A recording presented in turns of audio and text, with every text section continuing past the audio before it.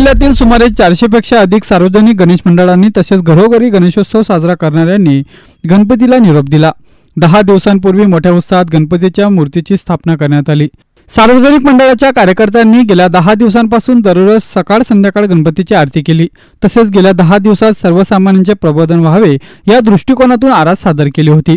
गणेशोत्सवाच्या दुसऱ्या टप्प्यात बहुसंख्य भाविक धुळे शहरातील गणेश मंडळांची आरास पाहण्यासाठी बाहेर पडले।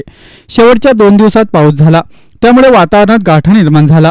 साहजिकच आरास पाहण्यासाठी येणाऱ्या भाविकांच्या संख्येत घट झाली। गणेशोत्सवाच्या समारोपाच्या दिवशी काही प्रमाणात हलकासा पाऊस झाला, परंतु त्याचा परिणाम जाणवला नाही। उलटपक्षी पावसाच्या सरी अंगावर घेत सार्वजनिक मंडळाच्या कार्यकर्त्यांनी विसर्जन मिरवणुकीत सहभाग नोंदविला। धुळे शहरातील सार्वजनिक मंडळाच्या गणपतीची विसर्जन मिरवणूक दुपारी 12ला निघाली। विसर्जन मिरवणुकीच्या अग्रस्थानी जुने धुळ्यातील मानाच्या खुनी गणपतीची मूर्ती होती। खुनी गणपतीवर अनेकांची श्रद्धा असल्याने बहुसंख्य महिला पुरुष विसर्जन मिरवणुकीत सहभागी झाले।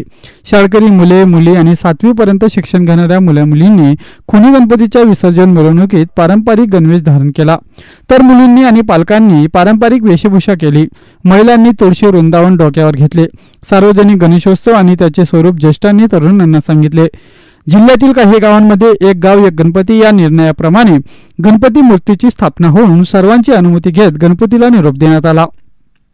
शहरातील गल्ली क्रमांक 5 मधील हिंदू एकता गणेश मंडळाच्या मिरवणुकीत पोलीस अधीक्षक श्रीकांत धिवरे यांच्यासह भारतीय जनता पक्षाचे ओमप्रकाश अग्रवाल, मंडळाचे संस्थापक अध्यक्ष हिरामन गवळी, माजी महापौर प्रदीप करपे, सुनील वाघ, विजय पाचेपूरकर यांनी पारंपरिक 12 पावली नृत्य सादर केले।